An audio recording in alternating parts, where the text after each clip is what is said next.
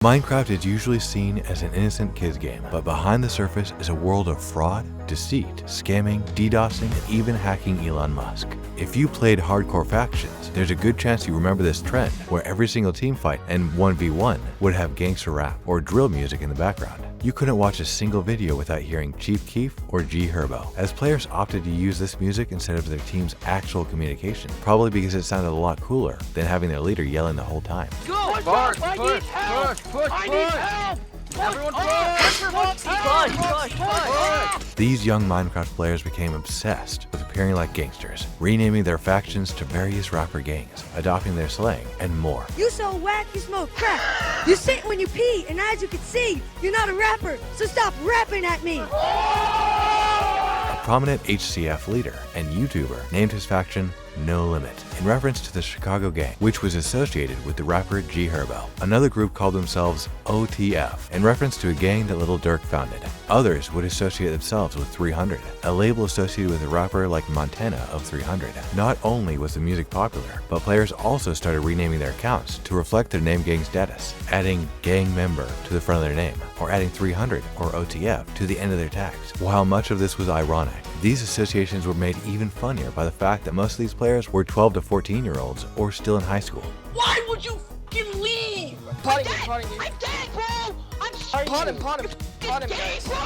Nonetheless, these young fans still represented a large viewer base, and one rapper benefited immensely from HCF's new gangster rap fandom. A Toronto rapper known as Casper TNG featured prominently in many videos by Verzide, who is one of the most well-known Minecraft YouTubers in the scene. His 1v1 against Topu generated over 1 million views, and it sent tons of Minecraft players towards Casper's music. At the time, Casper's comment section was filled with people spamming Verzide, and many of these HCF players then became fans of the rapper. As a consequence, Casper became one of the most popular rappers in Minecraft's PvP community. His songs were featured in hundreds of 1v1s throughout the next few years, and he appeared often in many HCF teamfight videos. Casper's internet fame led him to become more known in Toronto, where he started to build a reputation as a rapper. However, it wasn't long before things started going downhill, and fast. And in 2018, Casper, his brother K Money, and his two friends were facing almost 100 charges. The four of you were, I guess, facing 97 charges in total? Yeah, in the beginning. That's crazy.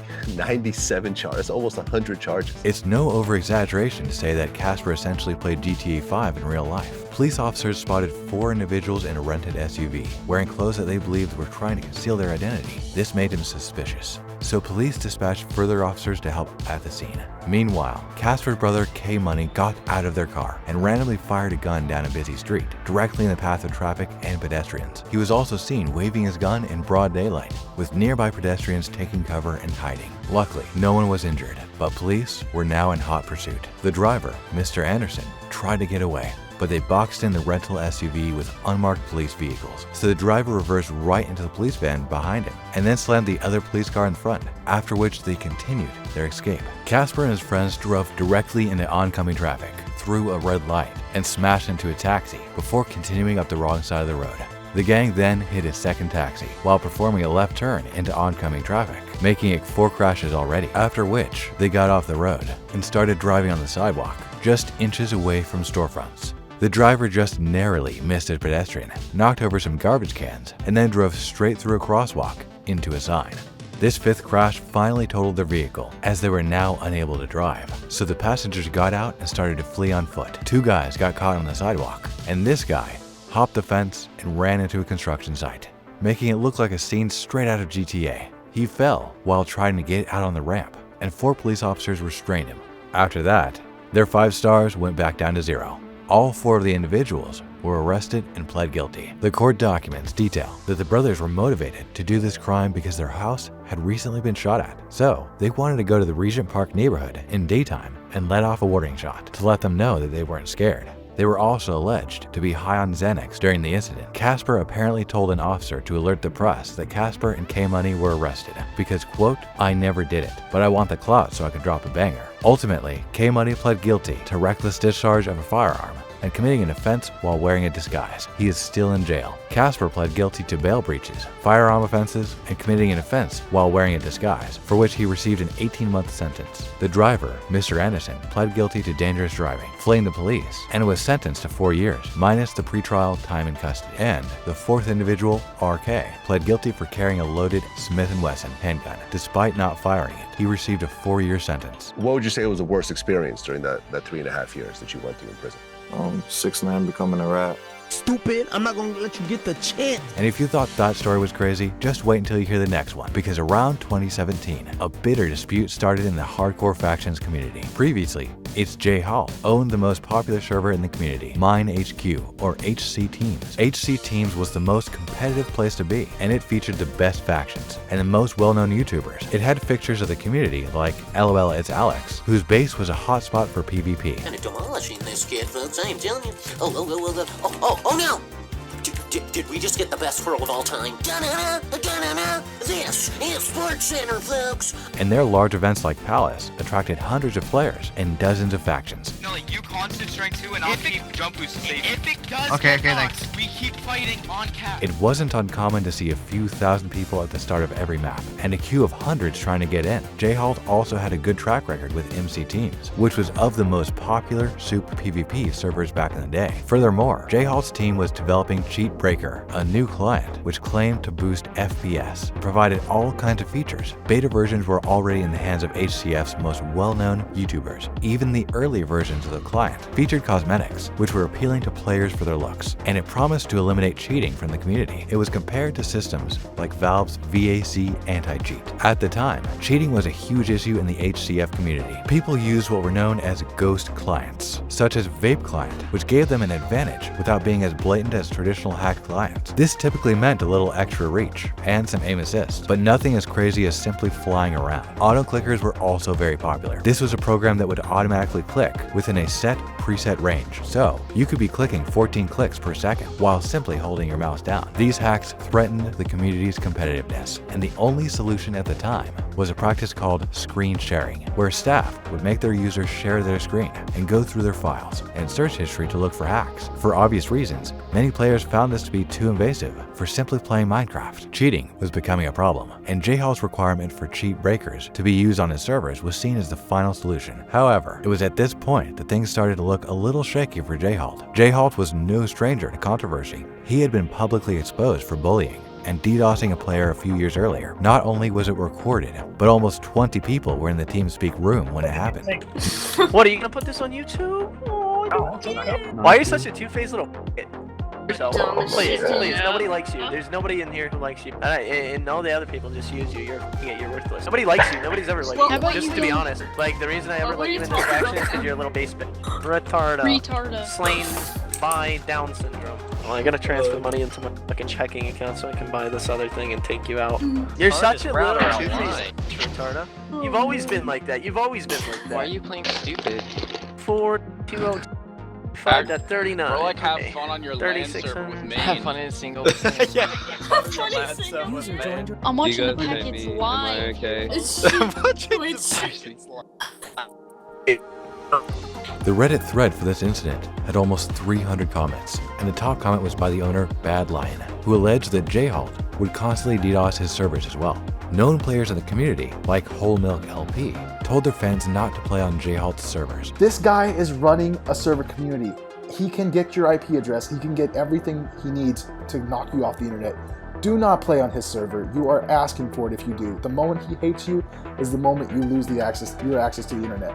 And apparently he has an infinite source of cash from his parents, so I have no doubt that he will spend it on making your life miserable because his life sucks. Yet this incident never had any lasting harm to his reputation, and due to the undisputed quality of his server, players continued to log on, until one day on Twitter, HcTeams would meet allegations that would change the course of his Minecraft career. HcTeams' business partner, Sullium, was the owner of a smaller but successful HCF server known as HCF. Sullium, who was a minor at the time, publicly exposed HcTeams for trying to proposition him with sexual advances in exchange for money. He posted the video on Twitter, which presented a recording of his full history of cell phone messages with HcTeams after HcTeams made these incredibly inappropriate advances.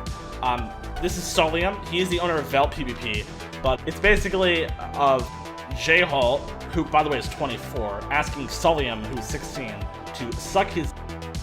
So like this is just like on another level. Sullium released everything for the world to see, which absolutely destroyed Jhalt's reputation and his career in a matter of days. Now people are kind of turning on MineHQ and Jhalt. All those years of goodwill and respect went out the window, as very few people publicly supported Jhalt from this point on. Jhalt closed his server, and then after an attempted return, decided to shut it down for good. While there were talks of transferring ownership, nothing was ever successful, and MineHQ has been closed to this day. Jhalt also shut down the development of CheatBreaker. People were afraid about giving someone with Jhalt's reputation access to their computers. There were rumors that it may be a virus, but nothing was ever substantiated. Since the whole Jhalt incident went down, a lot of people have been concerned about how safe CheatBreaker is. Today I'm going to show you how to uninstall CheatBreaker and all of its features.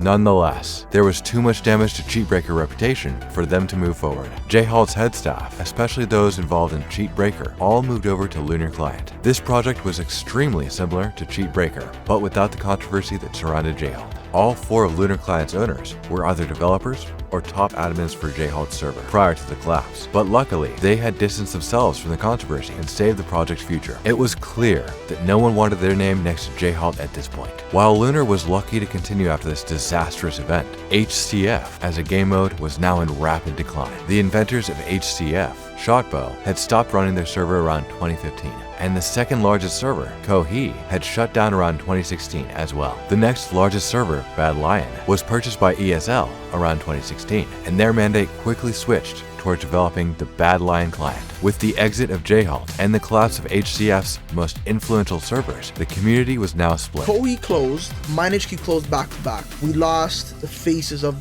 our community back to back. Many famous YouTubers saw HCF as a declining viewer base and wanted to avoid being associated with its growing controversy. PainfulPvP stopped posting HCF around this time and moved towards trends such as 100 Days, and it was extremely successful. Other YouTubers went towards making their own pay-to-win servers, favoring short-term revenue over a competitive, long-term vision for the game mode. For example, the faction server MineHQ is ran by many former HCF players, and unlike HCF, they allow you to purchase all kinds of items and loot crates. A large number of faction leaders took this as an opportunity to quit and move on to other things. These events had a significant negative impact on HCF as a whole. Servers like HCGames, Arcane, Riot.MC, PvP, and FaithfulPvP tried to capture some of the player base, but ultimately, the competitive scene of HCF died with the closure of HcTeams. These new servers became increasingly pay-to-win, and players moved away from the slow grind of HCF and towards a fast-paced and less competitive game.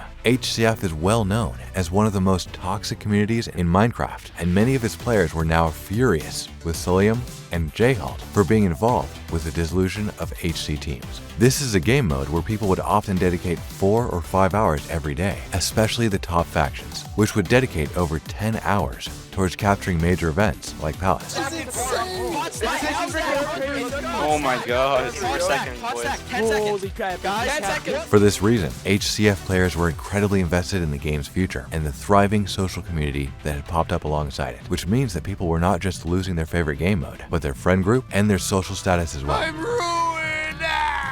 The remaining HCF community became increasingly toxic, and it was common to see more DDoSing between competing factions, which made players want to stop playing even more. The whole HCF community used TeamSpeak 3 at the time, which allows the owner of the server, and sometimes the mods and admins, to see the IP address of every player who joins. As a consequence, if one bad actor gets access to a popular TeamSpeak, they were able to get a list of dozens of players' IP addresses with their corresponding usernames. These lists were circled around, and the names on them would be targeted in the middle of team fights, which would cause them to disconnect. Especially in events like Palace, where 50 to 100 people could be present, it was impossible to know who was actually doing it. PvP also became the subject of criticism, and eventually they were targeted as well. A bomb threat was written in both Arabic and English and sent out to schools across Britain. They claimed that the bomb would be detonated on school grounds unless a $5,000 ransom was paid within the next 3 hours. The email that conveyed this threat told the schools that they must send money to an email address which had PvP's domain name listed clearly for everyone to see.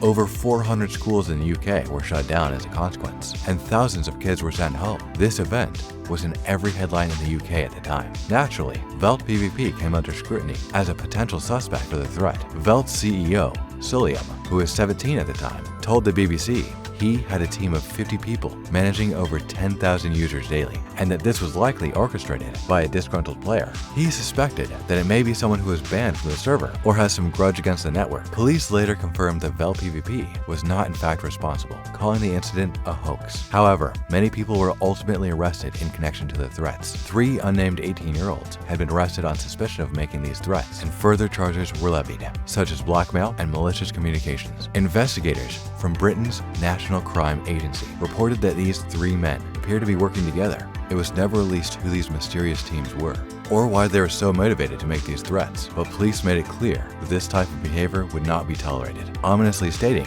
that we will identify you and come for you. However, hiding amongst Jhalt's large community was another future criminal who was hiding in plain sight. Around 2016 and 2017, OpenHCF was starting to make a name for himself on HcTeams, HCTeams, and other HCF servers. So if I say f you, is that snap disrespect? Not really, I don't care, because you're like 12. I'm like 12, but I make more money than you. Open was frequently in drama with other players, YouTubers, and server owners. If you didn't have Open in any of your videos, you would be even more irrelevant. The only reason why people know who IMCMC vids is because you make exposing videos on me. Open was known for making trapping montages, which was popular at the time in the HCF community. These traps were impressive, and he always seemed to be able to escape on one heart, or narrowly bait players into doing what he wanted. Get ready to pull. Oh my god. Okay, pull on me. Get ready. Get ready. Oh my god, I'm so close. I'm so close to dying. And pull, pull, pull. We got one, we got one. Dude, I was on two hearts. His trapping montages started getting tens of thousands of views, and many factions offered him spots due to his new fame. Open also used his new fame to launch a Minecraft server called PainfulPvP, and he attracted even more viewers by doing giveaways of Minecon capes and other rare prizes. He was known in the OG names community. Essentially, people would collect rare names like Open or his other account Feed. Typically, the shorter the name is, and the more common the word is, the more value that an account can have. The accounts Feed and Open were worth thousands of dollars, and alongside his YouTube fanbase, it gave Open an appearance of credibility. But Open's good reputation wouldn't last long. He was exposed for faking his giveaways and then never give them the prize, which was a bad idea for a scam because everyone could verify the account afterwards and see that it was faked. The main proof everyone has on him is that he faked a Minecon cape giveaway. Right here, you do not see Vortex with a cape.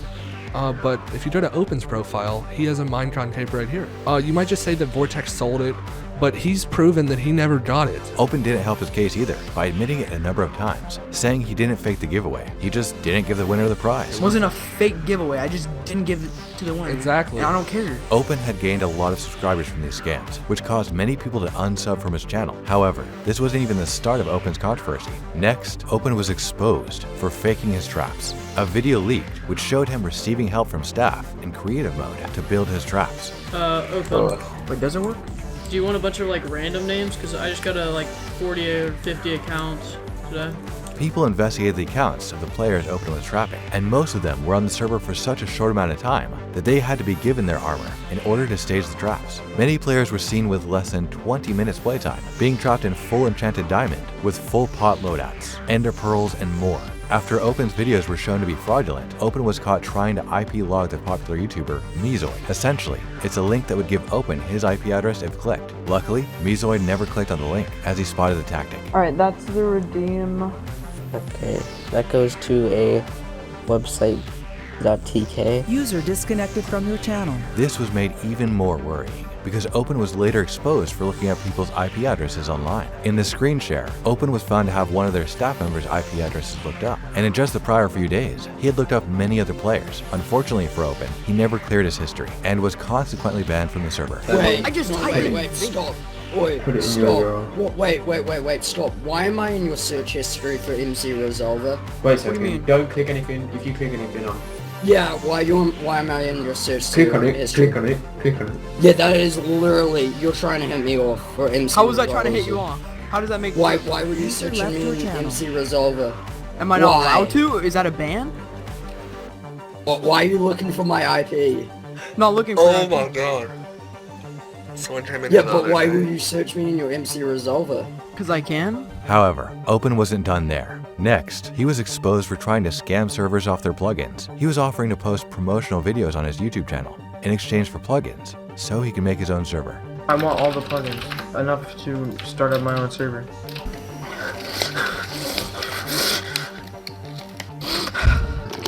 All you need to do is give me your work, the plugins, so I can make my own HCF server. We wanted to see if he was a scammer or not, so we took armor status and renamed it to HCF Core.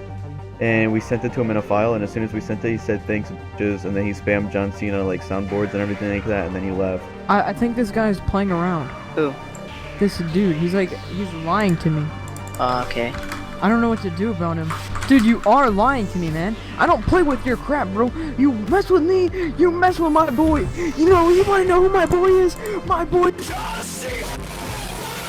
Open was also banned from MC Market for scamming, which was at the time the main marketplace for selling OG Minecraft accounts. With his reputation in Shambles, Open started to look outside of Minecraft for opportunities. He would join the OG Users Community, an online forum that helps hackers get into social media accounts. While Open would later be banned from the community for scamming, he did manage to make some connections which got him into a hacker community known for taking over people's phones. They utilized a common method known as SIM swapping, and in 2019, the hackers were able to remotely seize control of Greg Bennett's phone, a well-known tech investor. They were able to access Mr. Bennett's Amazon accounts, email accounts, and steal 164 bitcoins. They were worth $856,000 at the time, and today would be worth over $4 million. Mr. Bennett received an extortion note, signed by Scrim, which was alleged to be one of Open's other aliases. They were trying to get access to Mr. Bennett's Bittrex account, which was a cryptocurrency exchange. The Secret Service managed to recover 100 bitcoins from Open, which was now known to law enforcement as Graham Ivan Clark. Mr. Bennett claims that the Secret Service told him they wouldn't arrest Open because he was a minor at the time, and the remaining 64 bitcoin were never found. This encounter shocked Open. He knew that he could be thrown in jail for years. Luckily, he escaped punishment. However, only 2 weeks later, Open would begin plotting his next heist, and this time, it would be even bigger. He would begin plotting with hackers on the OG Users Forum to get into Twitter accounts. The plan was to get a bunch of accounts with short, desirable names in order to resell them at a huge profit. They started by scraping LinkedIn in search of senior Twitter employees that would have had admin privileges on the platform. Then, they obtained their cell phone, names, and contact information by using a paid tool that LinkedIn sells to job recruiters. Next, they used this private information to select victims, who they would call and pretend to be Twitter personnel. This is what's known as the phone spear phishing attack. It's the use of personal information that was unique to these employees, which made these calls seem legitimate. This didn't raise too many red flags because it was in the midst of the pandemic and everyone was working remotely. They had these people log into a fake internal Twitter VPN, and then right after they did that, they would then ask for their two-factor verification code. That code was then used to log onto Twitter's real VPN portal. Open and his fellow hackers also got access to Twitter's internal Slack channels, which let them read through company messages. Once they had access, they were able to identify who had the admin permissions so they could socially engineer the correct person. The hackers initially planned on seizing accounts, but they later feared that the accounts may be able to be reverted. If their presences were known, the accounts would become worthless. In a panic that their scam was falling apart, the hackers quickly changed strategies and ran what is commonly known as Bitcoin doubling scam. To anyone that grew up with RuneScape, you will immediately recognize this doubling scam, and it was pulled on the biggest possible stage. They took access of many well-known Twitter accounts, completely bypassing all two-factor authentication. This includes Elon Musk, Barack Obama, Joe Biden, Bill Gates, Jeff Bezos, Kim Kardashian, Apple, Uber, Mr. Beast, and more. The only account they couldn't get into was Donald Trump, because he had special protections given to him as president. The scam messages included a Bitcoin link, claiming that any money sent to it would receive double the amount back. All of the pages were hacked and posted the same message, which is right here.